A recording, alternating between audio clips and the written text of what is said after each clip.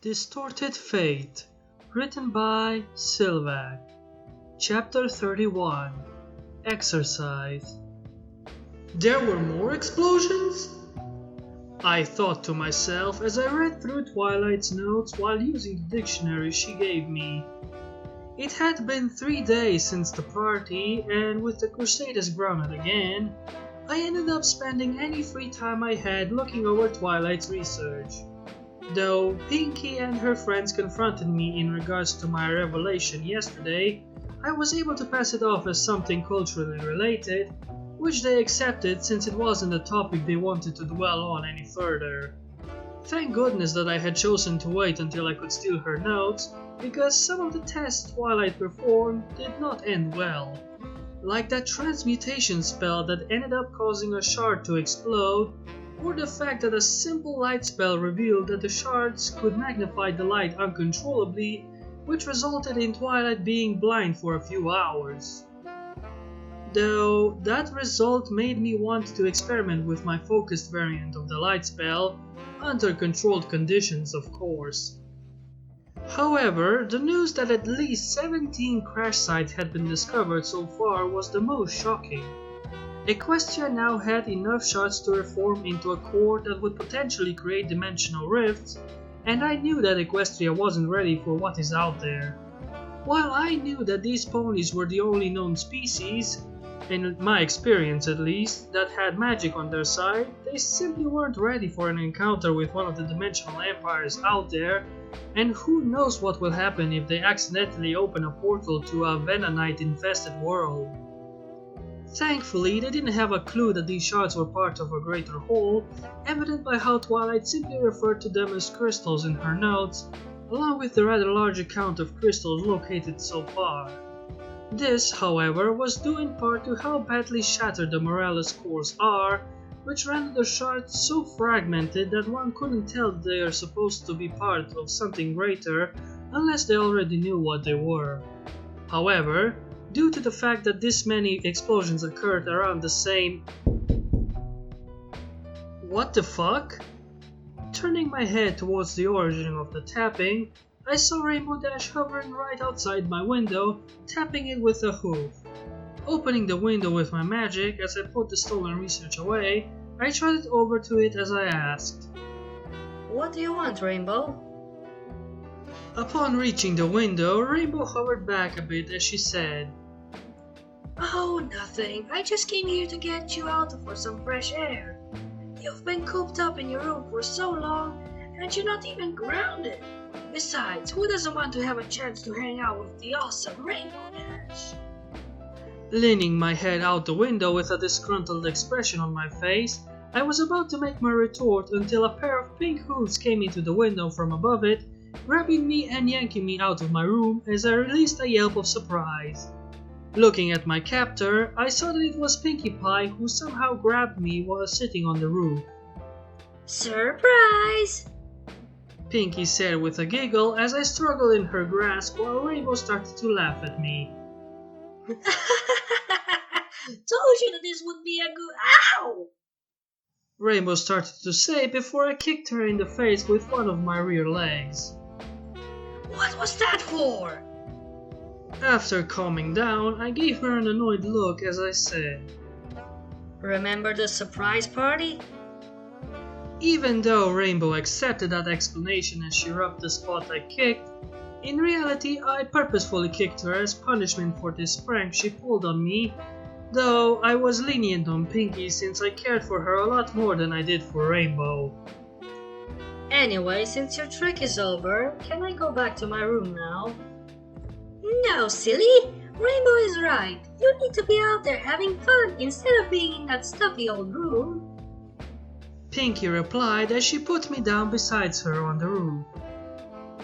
Besides, you need to lay off the chocolate cake. You're getting fat. Rainbow said as she gave my belly a poke. I would have slapped her for that if I didn't see it jiggle a bit from the poke. Fine, I'll lay off the cake then. I grumbled, though Rainbow only rolled her eyes at me in response.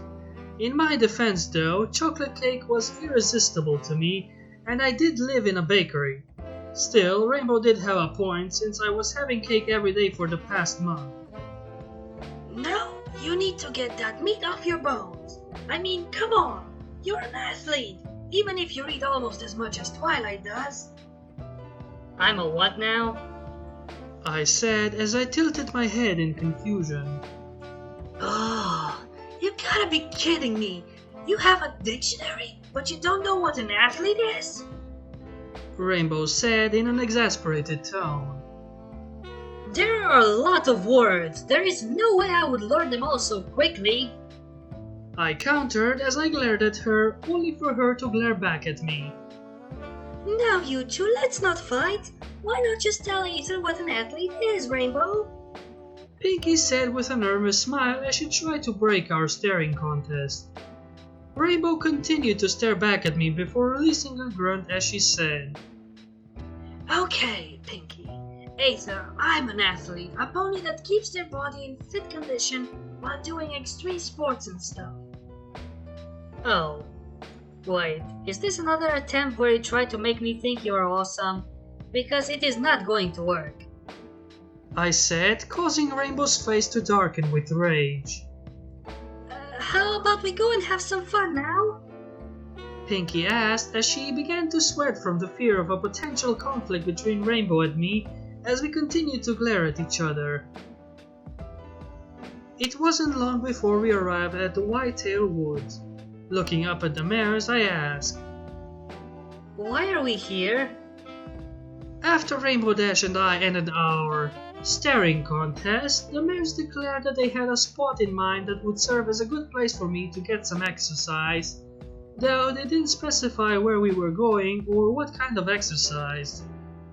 We're here for a run through the forest. Rainbow answered with a smug smile which only caused me to tilt my head in confusion.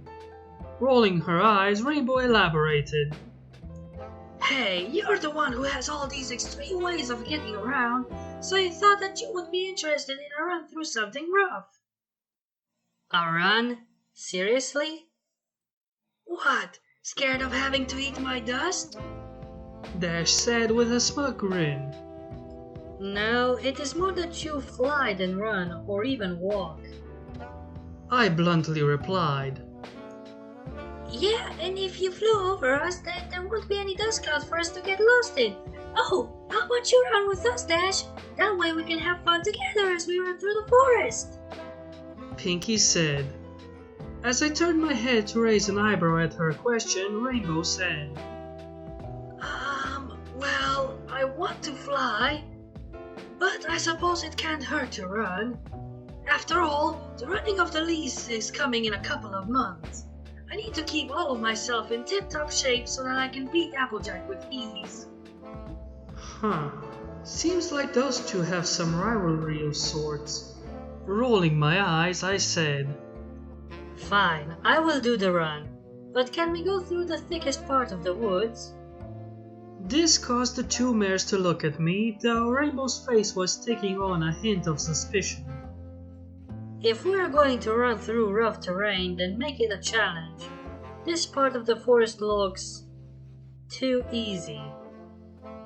My response seemed to please Rainbow, for suddenly I think I saw some fire in her eyes as she said, Oh yeah, the more extreme, the more awesome it'll be. You in, Pinky? Yeah, Paruni. Pinky exclaimed as she smiled at me. I returned an awkward one of my own, for I knew that if I didn't smile back at her from time to time, she'd go out of her way to make me smile. That lesson I learned the hard way over a month ago, and which I sort of mentally blocked out, with only the faint memory of a cannon, streamers, a trumpet, and one giant-ass balloon being involved in that particular incident. It wasn't long before we reached the thickest portion of the woods, where Rainbow Dash finally landed and drew a line on the ground with a hoof. This will be the starting line as well as the finish line. First pony to reach the other side of the thicket will be the winner, which we all know will be me, she said. I thought this was a run, not a race. I said dryly. Well, yeah, it's a run, but why not make it more fun and make it a race? Rainbow replied, to which I just let out a huff as I took my place behind the starting line. Better give her what she wants or she'll just complain some more, I thought to myself as Rainbow and Pinky took their places. Rainbow with a serious expression on her face while Pinky just giggled. On the count of 3 we start. 1, 2, 3! Rainbow said as she dashed off right when she said 3. Rolling my eyes, I started to gallop as Pinky just bounced at a leisurely pace as she normally did. Looking ahead of myself, I saw Rainbow weaving through the trees and brush, doing her best to dodge any obstacles in her path. This brought a smile to my muzzle as I knew that each time she went around something, she wasted time doing so. Instead of doing the same as Rainbow did, I looked onto my path, taking note of every branch, bush, stump, rock, and tree in my path as I planned out my route. It only took seconds before I charted out my course as I jumped onto a branch, using my lighter weight, despite my fat gut, to run up the branch. After reaching the end, I jumped onto another branch and then another, using the thickness of the area to my advantage. Even when the brush began to grow too thick to run through, I just increased my elevation by simply jumping onto higher branches. Looking at Rainbow Dash again, I saw that she was now forced to try to push through the thicket, which only slowed her down even more. Though regardless to my advantage in this terrain, I could see Pinkie Pie at the edge of my vision, simply bouncing over and through her obstacles without a care in the world. It wasn't long before I was close on Rainbow's tail, though she didn't notice, partially due to her being too frustrated by the thicket that was slowing her down. Grinning to myself, I jumped onto a branch that ran along just by Rainbow, and as I ran on top of it, I called out, Having trouble, Rainbow? Upon hearing my voice, Rainbow snapped her head at me as she gaped in surprise, while I just shot her a smug smile. I bet she was thinking that I was too far behind, and probably dragging Pinky with me too. I thought to myself before I jumped onto a higher branch and made my way past Rainbow. Looking back at her, I saw her fuming with rage as she ran with newfound strength as she plowed through the thicket now, no matter what harm it may bring to her. Shouldn't have agreed to my request, I thought to myself as I returned my attention to the forest ahead of me, trying to keep my lead. However, this didn't last long, for my lack of exercise and overeating finally caught up to me and I began to pant from lack of breath, though I continued to push on despite the pain my lungs were beginning to experience. Regardless of my efforts though, I began to slow down, which allowed Rainbow to slowly catch up to me from below. It wasn't long before the thicket began to clear, at which point Rainbow finally caught up to me as we were neck to neck near the end. Eventually we broke out of the thick thicket into a small clearing, only to see Pinkie Pie sitting down smiling in the middle of it.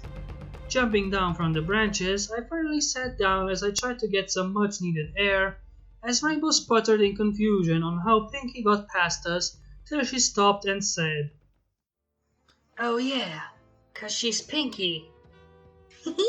Well, that was fun. Pinky said as she beamed at us, to which Rainbow only shook her head in disbelief before turning to me.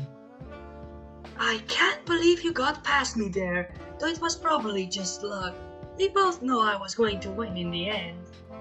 Rainbow said, It was not luck, it was because of the area. I knew that by going to a thicker area, you would be slowed down by it, because since you normally fly, you always dodge and go around things, and I figured that you would follow the same idea when you run. I, however, know how to go through stuff or use them to my advantage. If we went through a clearer part of the forest, you would be ahead of me the entire time. I replied. Staring at me for a moment, Rainbow said, So, you're saying that you only got ahead of me for a short while 'cause you used your head? After giving her a nod, she sat down on her haunches as she said, You're hanging out with Twilight too much. Only an egghead like her would think of that kind of stuff for her race. I laughed at her for jumping to such an obvious insult, which only caused her to frown at me before I said, Hey, you still beat me in the end. Since I wasn't as prideful as the cyan mare, I was more willing to admit that I lost than she was. Though if I was more fit, I probably would have beaten her, but saying that would only justify her stance on my weight gain issue, as well as annoy her more than I would have liked to. Well, yeah, of course I beat you. I'm just awesome like that. She said as she beat a hoof against her chest, causing me to roll my eyes at her. She then stood up and walked over to me, poking a hoof at my belly as she said, Now, if only you lose that belly of yours, then maybe you can be half as awesome as me. Though you're still half the egghead that Twilight is. In response to that, I just stuck my tongue out at her, though that only caused her to laugh. I joined in along with Pinky as our laughs rang throughout the forest. And that concludes this chapter and my time with you. I hope you all had fun, you enjoyed the chapter, and I hope to see you all in the next one. Subscribe and like and all that usual stuff, join my Discord, and yeah, goodbye!